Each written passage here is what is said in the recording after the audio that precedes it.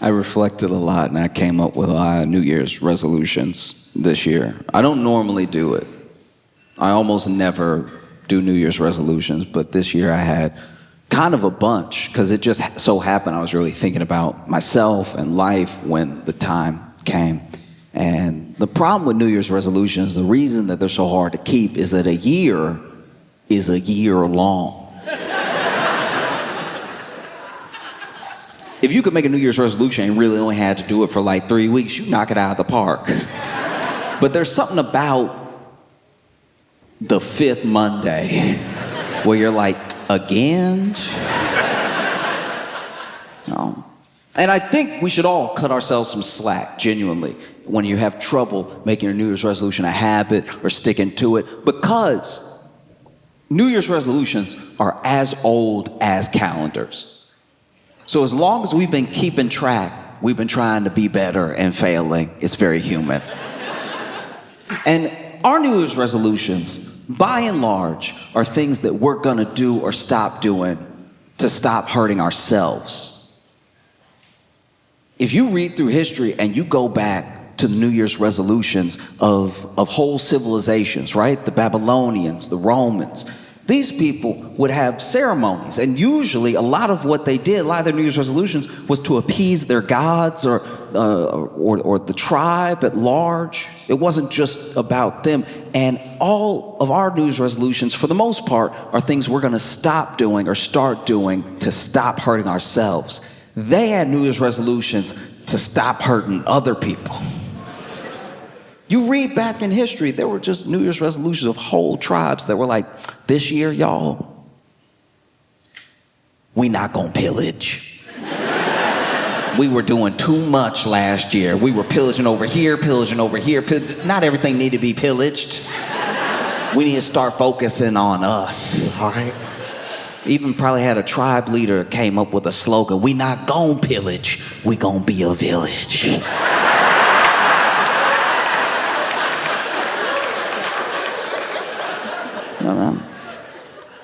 No, it's as old as time. And admittedly, there are some modern New Year's resolutions. I do know a few people in my life that have had to make New Year's resolutions to stop hurting other people. You know, it's rare, but it does happen. Like I had one friend nonchalantly said, you know what, this year, I'm gonna cut less people.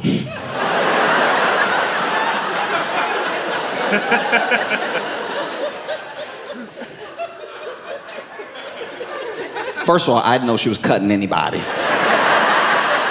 Second, your New Year's resolution is day one. Your New Year's resolution is to cut less. You didn't say none.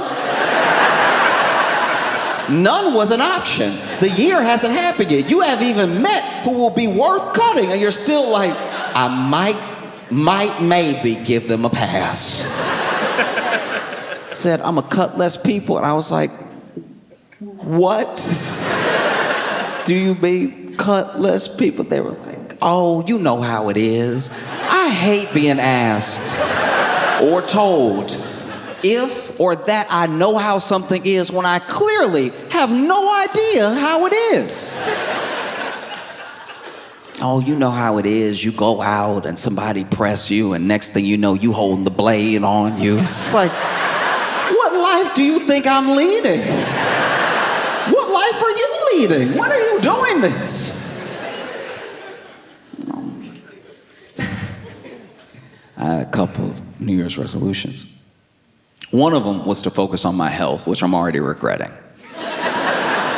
Genuinely, because this is my thing. When you try to focus on your health in the beginning of the year, you really think you're gonna do it. And that's why I'm making a New Year's resolution. If you tell me what I'm doing wrong, if you tell me what's wrong with me in like September, I'm probably gonna be like, then I'll die. Sorry. I like doing that. But if we're starting a new year and you're like, don't do that, I'll be like, okay, I'll try, right? No, but the problem is when you focus on your health, you have to go to the doctor. And going to the doctor is a little bit too exact and final for me. If something wrong with me and I'm telling a friend about it and we're just sort of going back and forth, spitballing about what it could be, it's almost kind of fun. You're like, maybe it's that. Oh, maybe it's that. Let's Google it. Oh, we shouldn't have Googled it. You know what I mean? But when you go to the doctor's like, no, you sick. No. And basically, I had to go to the doctor pretty early because, all right, it's embarrassing to admit, but I feel like if I'm open, if I'm vulnerable about it, then it'll hopefully remove some of the stigma, okay? I had to go to the doctor because too many, I would even say most of my farts were whistling.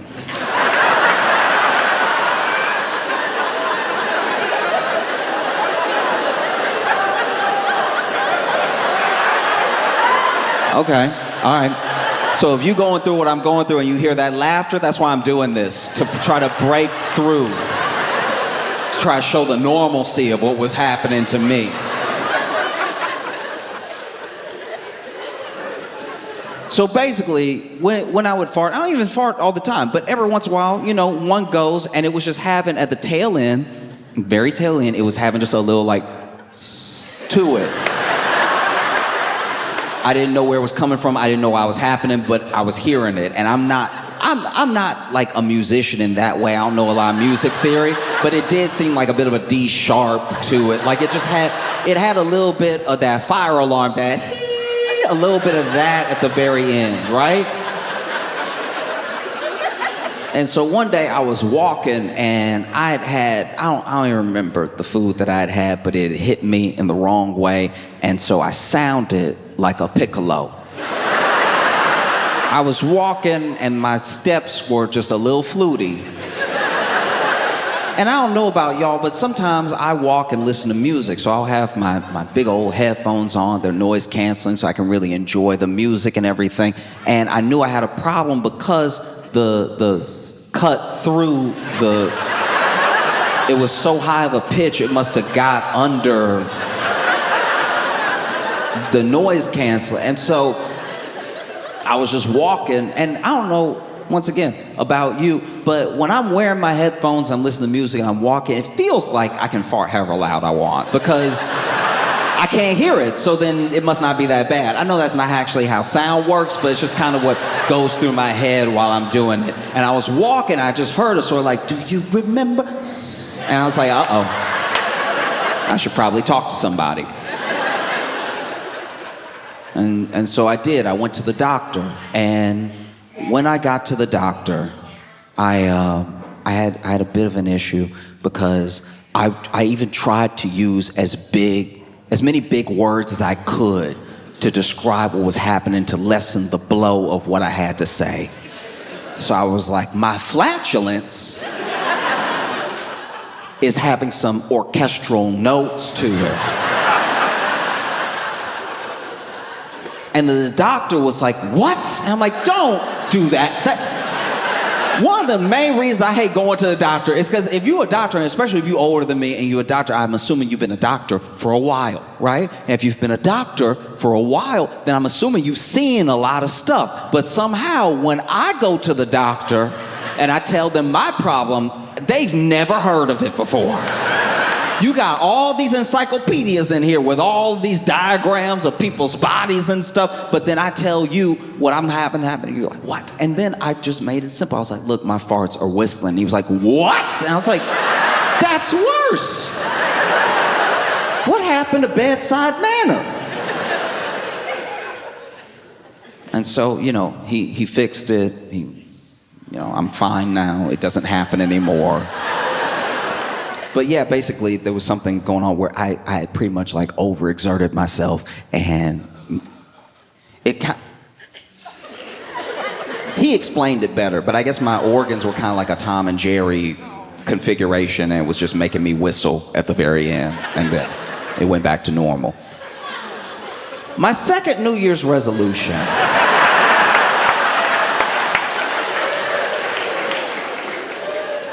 was to be very mindful about what I do and say on a podcast. Now, I'm not perfect, but This has been the downfall of a lot of people. I'm not even saying that there's never going to be a podcast where I talk out of pocket. I don't know. It's just talking. And it's so much talking that along the way, you say something dumb or something that doesn't age well or something that you don't even really think. Maybe you're just talking, right? You get anybody to talk for hours and hours and hours, and eventually they'll say something pretty dumb. So I'm trying to be mindful about what I do and say on a podcast, because when podcasts started, before there was a ton of money in it, it was just one of two things. It was either people who had such a great rapport with each other that listening to them felt like listening with them, like being there with them and just having a party with your friends, and it was an interesting conversation that you felt like you were a part of, right? Or there was a very interesting person, an incredibly interesting person, and then someone had them on their podcast who was a good interviewer. And through giving a good interview, they pulled all of these interesting and beautiful things out of this very interesting person and then gave it to you. And so you either got some sort of education from it or you got some sort of community from it, right? And now, podcasts, I think we made too many microphones.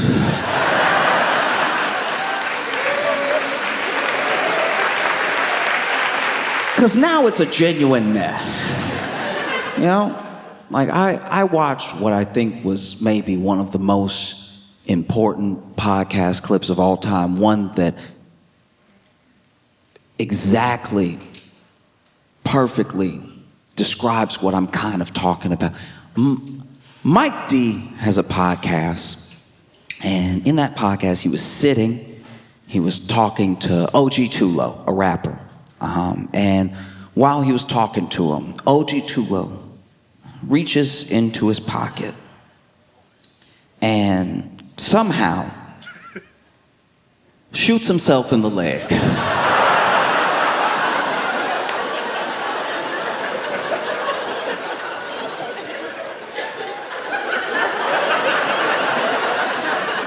I'm encouraging everyone to watch this clip because it's truly one of the most important moments in podcasting ever. I had so many questions when I saw this man shoot himself in the leg. First of all, what gun is little enough? But also, what pocket is big enough? Because you can't see a gun. He's literally got his hand in his pocket, which means there's a gun and his hand in his pocket. How deep are these pockets? They're like optical illusions. This man reaches into his pocket, and I want to be clear here, okay? OG Tulo and Mike D, they weren't having some sort of argument. Mike D wasn't coming at him. It's not like he was reaching in his pocket to grab his gun. If anything, it looked like he was reaching in his pocket for something else. And can I just say, don't put your gun in your pocket. But if you do, make sure your gun is the only thing in that pocket. Please do not put your gun and your keys in your pocket. I'm begging you not to put your gun and your phone in your pocket. Because this man looks like he's trying to move the gun. When you rewatch it, I've watched it 2,000 times. It looked like he's trying to move the gun out the way to get something else. And I'm telling you, it's not worth it to have your gun and your gum in the same pocket. This dude reaches into his pocket. Bam! And then Mike D, who's sitting across from him, Mike D goes, "Who shot who?"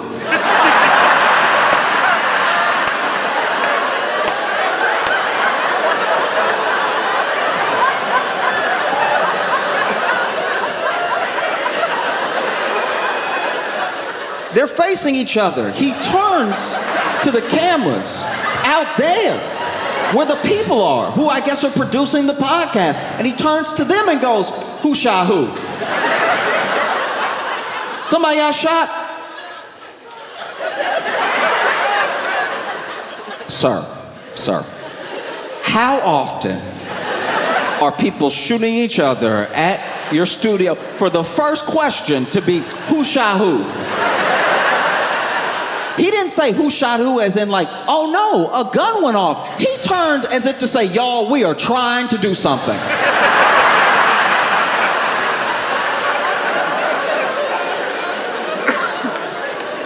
This man turns. Who shot who? Somebody got shot?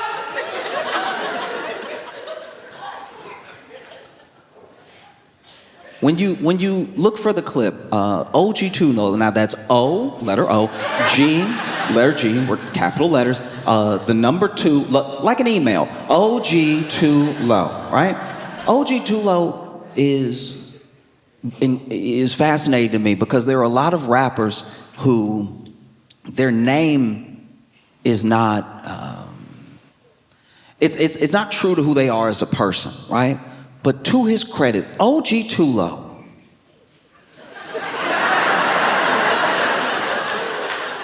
shoots himself in the leg and only goes, his reaction to shooting himself in the leg, all he does is go, ooh.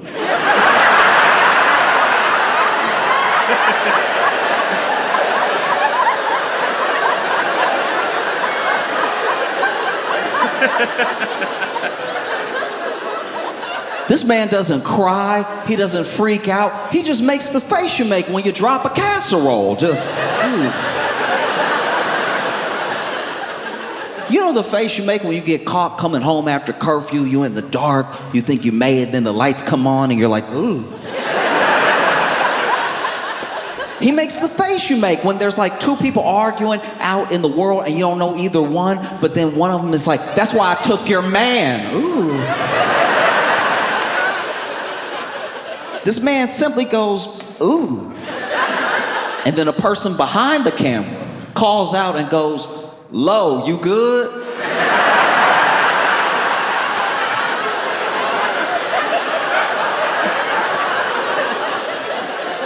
There are a few things I hate more than being asked if I'm good when I should not be good. When I'm clearly, people wait till you hurt to ask if you're okay. And I understand the reflex question, but you just saw something very bad happen. You saw a man reach in his pocket where he clearly forgot he had a gun. And then shoot himself in the leg, and now you go, Low, you good? And OG2low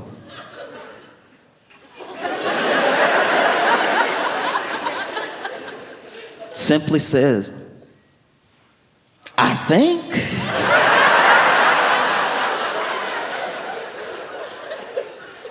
And so I'm trying to be more mindful about what podcasts I do and what I do on them, because I've seen how bad it can go. You know?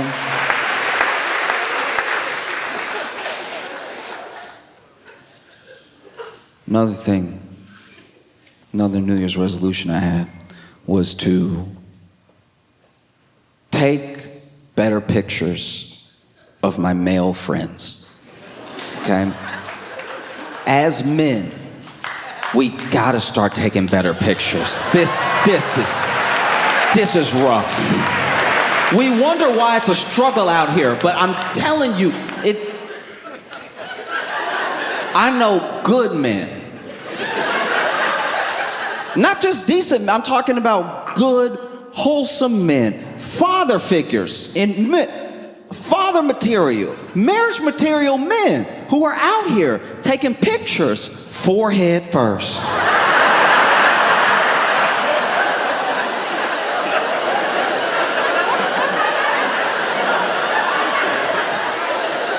I'm talking about forehead presented, forehead shiny,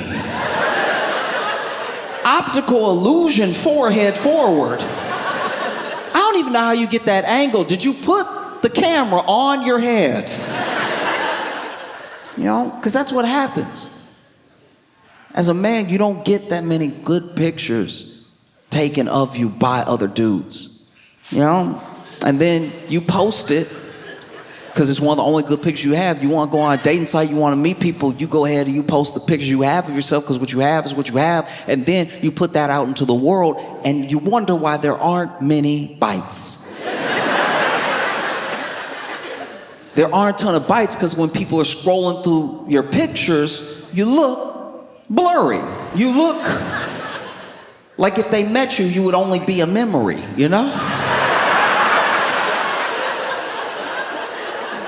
You know what I'm talking about? You know that wave look when it's like, it's almost a good picture, but there's that movement at the end, so you're a little blurry on one side. Will she be dating a ghost? Who knows?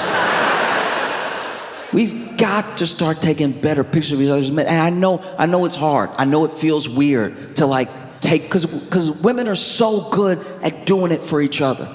They'll take incredible pictures of each other. It won't even be picture day. It'll just be some good lighting in a random place. And they'll be like, hold up, stop. Let me get you. No. Pose, quick. Yep, see, this is good. You know? It's tough. We don't try enough. We don't try. Even if you muster up the courage as a man to know that you look good that day, and you ask your boy to take a picture of you, as men, we get too uncomfortable trying to make each other look good. Like you're scared to try to make your boy look hot. Even if you're looking good, bona fide, looking good, anybody can see it. You're dressed well, shaved, everything, right? And then you hand the phone to your boy. He's like, got it. That's not helpful. You didn't get it. You didn't get it. That's why when I post the picture, I look like smoke. Because you were so uncomfortable, you couldn't stop, let the phone rest for a sec. The phone didn't even get to adjust. Do you know the technology we have in our pockets? And the phone was like, I didn't get that at all.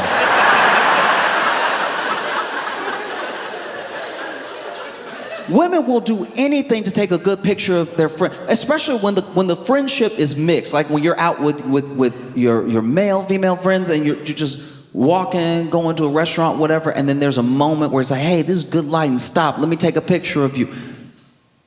I've seen work put in. Because they love their friend. The things I've seen, it's not just one of these. I've seen women get angles for each other. Angles that it never occurred to me to get. The way that I've seen women work their knees backwards.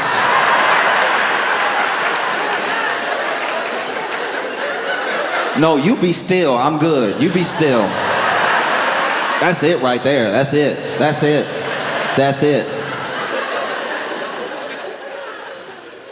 No, men take such bad pictures of ourselves and have such bad pictures of us taken. I'm pretty sure that's why nobody looks for us when we go missing. Be honest right now. If there is a man that goes missing, if they even put his picture on the local news,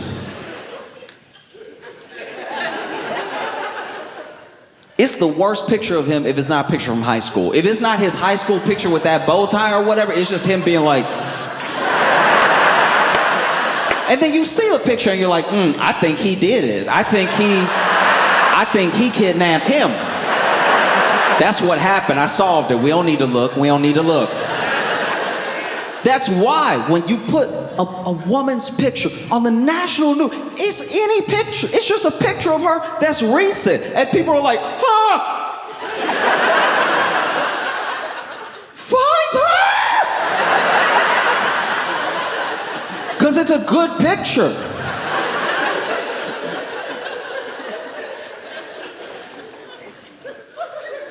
Another New Year's resolution that I made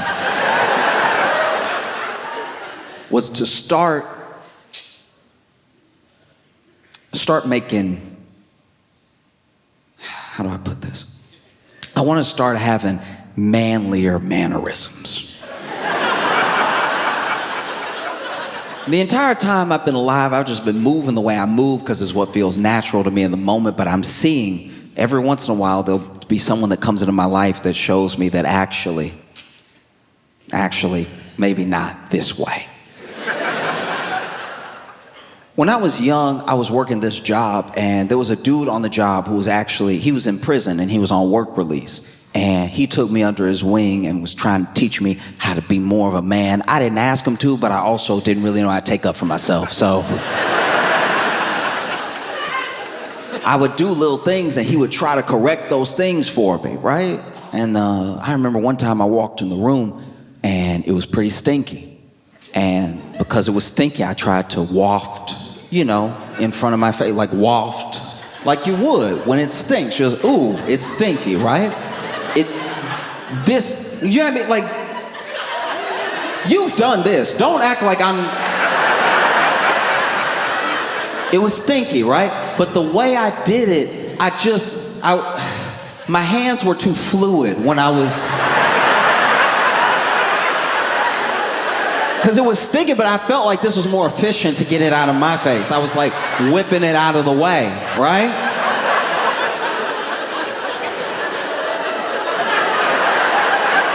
And he saw me and he was like, stop doing that. And I'm like, what? Why? And he's like, your hand looked like a whisper, dog.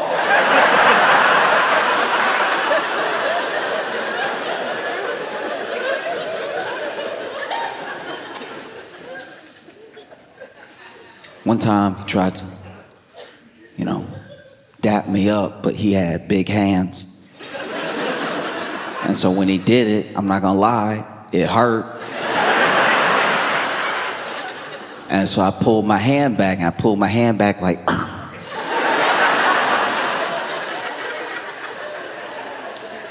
And he was like, don't do that. And I'm like, what should I do then? He's like, I don't know, but not that. The worst one was, people talk about fight or flight, and people often don't talk about freeze, which is what I did in this particular situation. This dude had been on work release, right? And some dudes who he must have got into it with before he went to jail found out where he worked. They waited for him to take a smoke break, and they tried to jump him. Now, initially, when they tried to jump him, they were just pressing him outside, talking. I don't know if he owed them money. I don't know what the situation was. All I know is I'm walking out with the trash, and then they swing on this dude, all right? And then he, by himself, fights off both of these dudes. And he's not really losing or winning, but he'll take one to give one, and then he'll get one good enough that they back up a bit so he can focus on the other one and then go back to this guy and everything. But then at one point, my man, he gets clipped. He gets clipped by one of these dudes, right? And they have him with an uppercut, and he goes backwards. And I'm not proud of it, but it was my genuine reaction. When he got hit, I did go.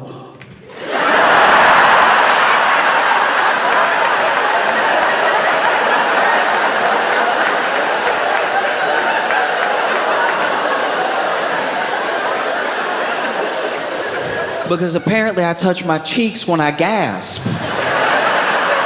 I didn't know that about me either, but nothing had happened to make me gasp in a long time. So when it happened, I was like, oh. And people look at you different. When you do like a full Macaulay Culkin, when you hit them with the Macaulay,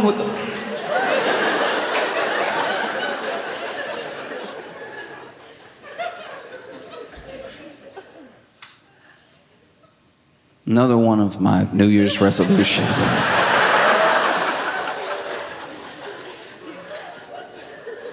is to take a break from Facebook Marketplace.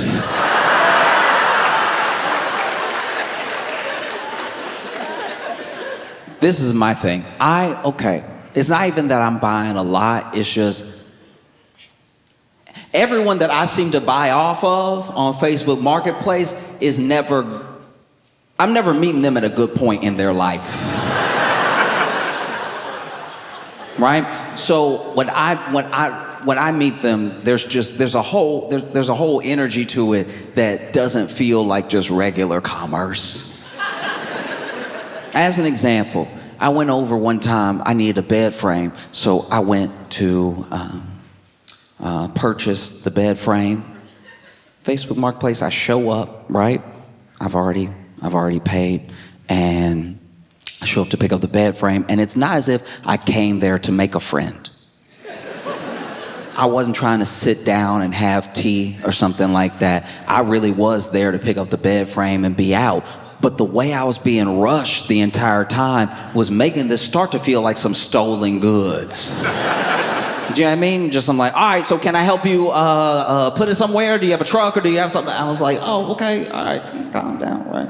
And then while taking the bed frame, there's a piece missing. And so then they go to get this piece. And when they go to get the piece, there's a truck that pulls up. And then when they walk back out, they're like, oh no. And then this guy gets out of the truck and he's like, Amy, why? Why? And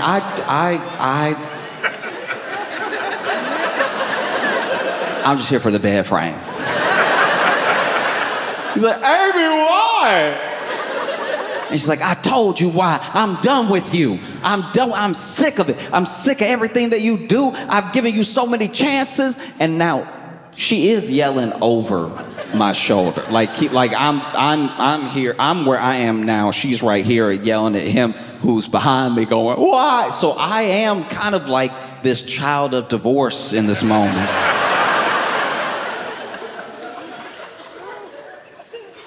He's like, why? I told you why. No, but why, Amy? Is it him?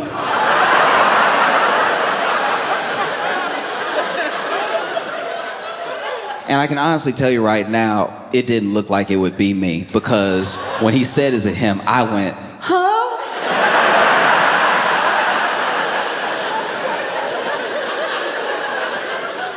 And then she went, what? No. She didn't have that.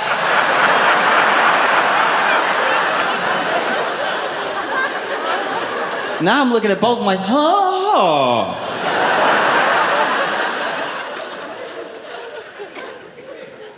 And they clearly had some stuff to work out, and I was very uncomfortable. I couldn't get the piece because she was still looking for it. He was crying, so I left the bed frame. Another time. There was another time where I was going to buy a teddy bear. I had someone that I was trying to get the teddy bear for because they like novelty teddy bears. I was trying to do something a little sweet and everything. And I go there to pick up the teddy bear. And not everybody posts the dimensions of the item that you're buying. But when I get there, the teddy bear, my size, right? So way bigger than I was expecting. The teddy bear is like a 5-foot-something teddy bear. And this particular teddy bear, which was apparently like novelty because it was made like handmade and everything, from behind, the teddy bear had a lot of ass.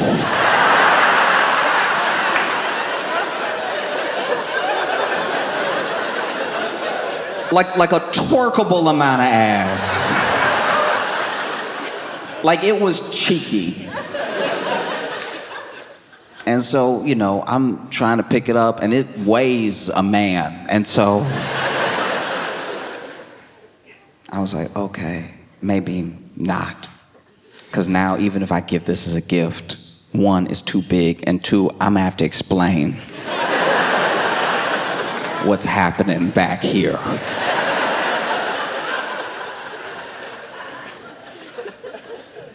I went to buy a fridge one time, and I get there and I'm talking to this guy about the fridge, like where I should go get it, and he's looking at me confused. And he's standing right outside of the address that I was given, and he sounded all confused, and then he tells me he's there to buy a fridge. And then homeboy opens the door and basically invited us both to go ahead and haggle in person over the fridge. I was like, that's insane. We had a price. We had a price that we agreed on, and the other guy was like 55. And I was like, you're not helping our case at all. You're not a good negotiator. I went to buy a couch. This should have been plain and simple. You're moving, I need a couch, you need to get rid of a couch, we're done. I show up, even had the truck ready because I've known from before, you gotta have the getaway vehicle in tow. And sure enough, pull up, you know, we're carrying out the couch in pieces, cushions first, also like that, trying to get the couch lifted up out the door and stuff. And this man who is selling the couch keeps trying to upsell me on dolls that he made himself. And you can tell. He made these like knockoff porcelain Cabbage Patch dolls which already freaking looking to begin with. They already look at you, no matter where you are in the room, they got eyes on you. And then he made it so he stuffed them a little bit and then he put a button on it. And when you put the button on it, it was supposed to cry. Like, you know, the way that you buy the toys. Wham! Okay, hold the baby, right. Except he must have recorded the cry. Because this doll's cry was haunting. You press the button on this doll to cry because he did it, no one asked him to. Trying to upsell us on these dolls while we trying to lift a couch that is apparently made out of lead because we cannot get it up.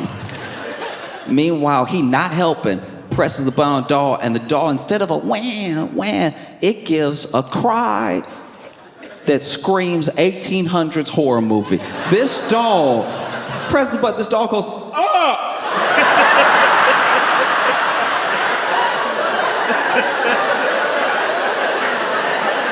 I'm doing that because he made so the mouth open.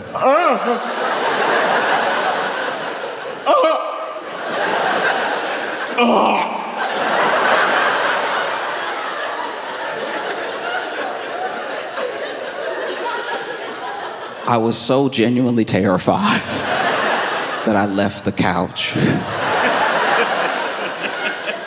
That's why I need to take a break from Facebook Marketplace because I don't really leave with my items. I don't really...